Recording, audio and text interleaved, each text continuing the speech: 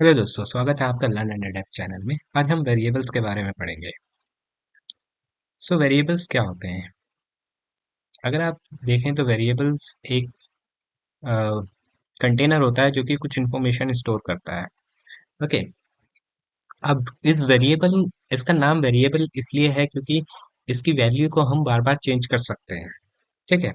Variable को आप कोई भी वैल्यू असाइन कर सकते हैं और उस वैल्यू को आप जब आपकी मर्जी हो आप उसको चेंज कर सकते हैं पूरे प्रोग्राम के अंदर। आप इस तरीके से ले लिए, एक कंटेनर है, उसके अंदर आप कुछ ऑब्जेक्ट डालेंगे या वैल्यू डालेंगे तो वो जो कंटेनर होगा उसको आप वेरिएबल कहेंगे। अब वेरिएबल किस हिसाब से कैसे बनाया जाता है पाइथन में? वेरिएबल को अ, सबसे पहले वेरिएबल को वैल्यू कैसे असाइन की जाती है हम इसके बारे में पढ़ेंगे। तो वैल्यू असाइन करने के लिए हम इक्वल साइन का यूज करते हैं। ओके। यहाँ पे अगर आप देखोगे हमें वेरिएबल का नाम हमने लिया है एक्स और उसको हमने 5 वैल्यू असाइन करी है। ओके। अब पाइथन जो होता है डायनेमिकली टाइप्ड लैंग्वेज होता है। इसका मतलब ये होता है कि जो भी हम वेरिएबल डिफाइन करते हैं पाइथन के अंदर, उसकी जो वैल्यू होती है वो रन टाइम पे उसको असाइन की जाती है। इसका मतलब ये है कि जैसे सी प्लस प्लस जावा में क्या होते हैं, ये डायनेमिकली टाइप नहीं होते ये। इनमें क्या होता है कि आपको पहले टाइप डिफाइन करना पड़ता है। अगर आप इंटीजर ले रहे हो तो आपको इंट डिफाइन कीवर्ड का यूज करना पड़ेगा, तब देन वेरिएबल का नाम आपको देना पड़ेगा। पाइथन जो होता है डायनेमिकली टाइप होता है। इसका मतलब ये होता है कि आप जब भी वेरिएबल क्रिएट करते हो, जैसे आपने एक ए वेरिएबल क्रिएट करा था और उसको 5 वैल्यू दी थी, तो जब आप इस अपने प्रोग्राम को रन करोगे तो रन टाइम पे जो एक्स होगा उसको वैल्यू 5 असाइन होगी। ओके। और इससे पता चलेगा कि ये इंटीजर है। ठीक है। इंटीजर टाइप वेरिएबल है। ओके। सो वेरिएबल जो होते हैं उनको हम अलग अलग टाइप की वैल्यूज असाइन कर सकते हैं। हम उनको इंटीजर की वैल्यूज दे सकते हैं, फ्लोट दे सकते हैं, स्ट्रिंग दे रखे हैं, लिस्ट, टपल, डिक्शनरी और बहुत सारी चीजें हम दे सकते हैं। एग्जाम्पल देखते हैं हम, जैसे x इज इक्वल टू 5। 5 एक नंबर है तो ये एक इंटीजर है। y इज इक्वल टू 3.14, तो ये एक फ्लोट है क्योंकि डेसिमल नंबर है। Name is equal to John, तो ये एक स्ट्रिंग है। अब यहाँ पे मैंने एक माई लिस्ट नाम का वेरिएबल बनाया, आप कोई सा भी नाम दे सकते हैं। तो 1 2 3, तो ये एक लिस्ट है। स्क्वायर ब्रैकेट के अंदर होता है लिस्ट कहलाता है। और जब सर्कल ब्रैकेट के अंदर होता है तो वो टपल कहलाता है। टपल्स क्या होते हैं हम आगे पढ़ेंगे। ओके। और टपल्स और लिस्ट में क्या डिफरेंस होता है आगे वाले चैप्टर्स में हम पढ़ेंगे। अब आता है डिक्शनरी। डिक्शनरी जो की वैल्यू पेयर होता है, जैसे ए जो है हमारी की है और उसकी वैल्यू क्या है 1, इसी तरह बी जो हमारी की है उसकी वैल्यू 2 है, इसी तरह सी हमारी की है और उसकी वैल्यू 3 है। और जब ये करली ब्रेसेस के अंदर इस तरीके से हम वैल्यू डिफाइन करते हैं, उसको हम डिक्शनरी कहते हैं। ओके। तो यहाँ पे अगर आप देखोगे तो X Y name my list my tuple और माई डिक्शनरी ये सारे वेरिएबल्स हैं। ओके। आप ये लग सकते हैं ये कंटेनर है जिनके अंदर आपने अलग अलग वैल्यू डिफाइन कर रखी है। ओके। अब हम चलते हैं कि हम क्या कर सकते हैं, एक ही टाइम पे बहुत सारे वेरिएबल्स को वैल्यू असाइन कर सकते हैं। जैसे कि एक्स वाई जेड हमारे तीन वेरिएबल्स हैं। अगर मेरे को इनको तीन डिफरेंट वैल्यूज देनी है तो मैं X comma Y comma Z equal to 1 comma 2 comma 3, तो इस तरीके से भी हम वैल्यू असाइन कर सकते हैं। इसमें एक्स को फर्स्ट वैल्यू असाइन होगी, वाई को सेकंड होगी और थर्ड जेड को थर्ड वैल्यू असाइन होगी। अब जब भी हम वेरिएबल बनाने के कुछ रूल्स होते हैं, मतलब आप ऐसे ही किसी को वेरिएबल नहीं बना सकते। मतलब आप 1 2 3 कोई वेरिएबल नहीं है, ये एक नंबर है। कुछ रूल्स होते हैं कि आप वेरिएबल कैसे डिफाइन कर सकते हैं। तो वेरिएबल को जो नाम होता है वो ए से स्मॉल जेड या कैपिटल ए से कैपिटल जेड लेटर कंटेन कर सकता है। वो कोई नंबर कंटेन कर सकता है 0 से 9, और अंडरस्कोर कंटेन कर सकता है। ओके। अल्फाबेट, डिजिट और अंडरस्कोर, ये यही तीनों चीजें हैं जो कि हमारे वेरिएबल का नाम, जब भी हम वेरिएबल क्रिएट करते हैं तो इन्हीं से उनका नाम जो होगा वो वेरिएबल का नाम यही कंटेन कर सकता है। ओके। वेरिएबल का नाम जो होता है हमेशा स्टार्ट होगा या तो लेटर से या अंडरस्कोर से, वो कभी भी डिजिट से स्टार्ट नहीं होगा। अगर आप डिजिट से स्टार्ट करते हो किसी वेरिएबल का नाम तो वो आपको एरर दे देगा। ओके। वेरिएबल के जो नाम्स होते हैं केस सेंसिटिव होते हैं। केस सेंसिटिव का मतलब ये होता है कि सपोज आपने एक वेरिएबल बनाया माई वेरिएबल, इसमें आपने माई स्मॉल करा और वेरिएबल का वी कैपिटल कर दिया। ठीक है। और आपने एक दूसरा वेरिएबल बनाया माई वेरिएबल, इसमें सब कुछ आपने स्मॉल करा, तो ये दो डिफरेंट वेरिएबल्स कहलाएंगे। ओके, क्योंकि फर्स्ट वाले वेरिएबल में वी कैपिटल है, सेकंड वाले वेरिएबल में कुछ भी कैपिटल नहीं है, सब स्मॉल है, तो ये दो डिफरेंट वेरिएबल कहेंगे, इसको कहते हैं केस सेंसिटिव।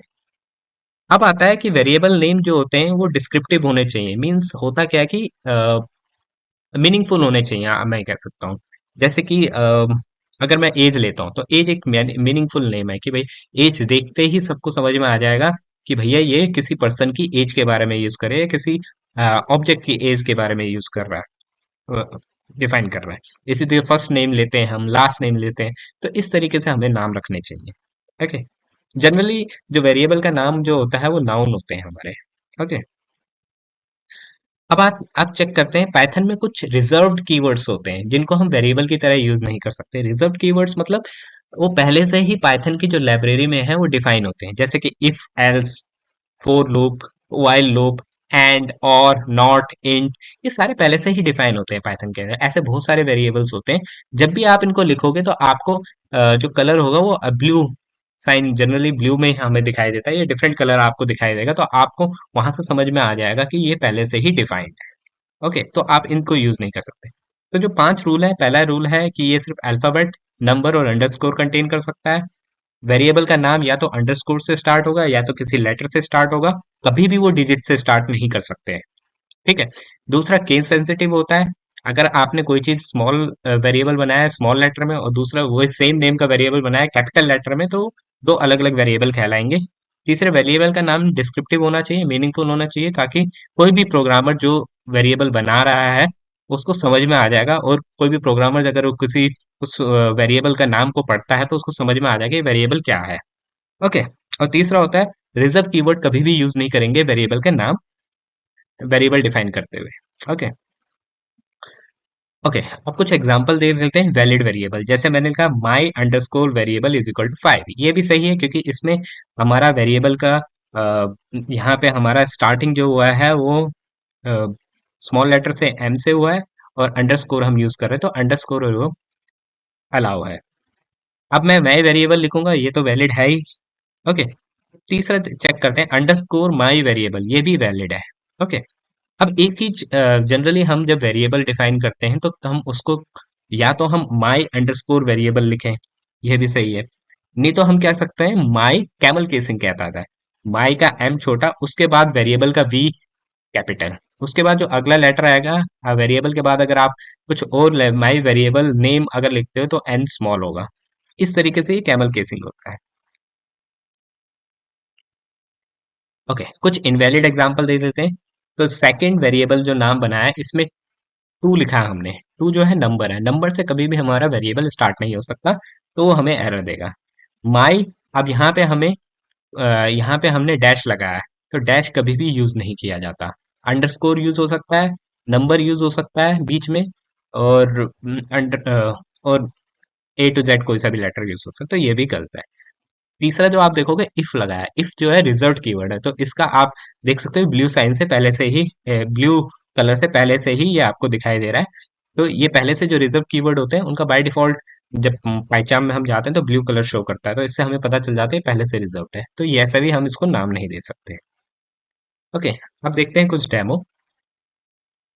तो हम पाइचाम में चलते हैं, एक न्यू पाइथन फाइल बनाते हैं वेरिएबल इंट्रोडक्शन नाम से। ओके, तो उससे पहले एक वेरिएबल बनाते हैं। सपोज मैंने बनाया first name is equal to Sam, और आप देखोगे इस तरीके से first name is equal to Sam, तो यहाँ पे जो फर्स्ट नेम है, फर्स्ट का एफ छोटा है और नेम का एन कैपिटल, ये कैमल केसिंग होता है। या तो आप इस तरीके से डिफाइन कर सकते हो या आप इस तरीके से भी डिफाइन कर सकते हो। ओके, ये कुछ कन्वेंशन है जो कि यूज किए किए जाती हैं। अगर आप इस तरीके से भी लिखोगे उसमें कोई प्रॉब्लम नहीं है। ओके, बट जनरली प्रोग्रामर जो होते हैं वो या तो आपके कैमल केसिंग यूज करते हैं वेरिएबल के नाम पे, या अंडरस्कोर बीच में यूज करते हैं दो चीजों को जोड़ने के लिए। ओके, अब हम अगर मैं वेरिएबल बनाता हूँ 1 2 3 first name, name is equal to hello, तो यहाँ पे आप देखोगे कि इसने हमें क्या दे दिया, एरर दे दिया। तो हम इस तरीके से वेरिएबल नहीं बना सकते। ओके, सेकंड केस देखते हैं। अगर मैं लेता हूं माई माई वेरिएबल, तो यहाँ पे भी ये अ, जो होगा एरर दे देगा। अगर आप यहाँ पे देखो कैन नॉट असाइन ऑपरेटर, क्योंकि वेरिएबल में अंडरस्कोर छोड़ के कोई भी स्पेशल सिंबल नहीं आ सकता। तो आप इस तरीके से नहीं ले सकते। ओके, इसको आप इस तरीके से भी कर सकते हो, underscore first name is equal to Sam. ये भी अलाउड है क्योंकि अंडरस्कोर अलाउ होता है। ओके, तो आज के लिए इतना ही। मिलते हैं नेक्स्ट सेशन में। Thank you.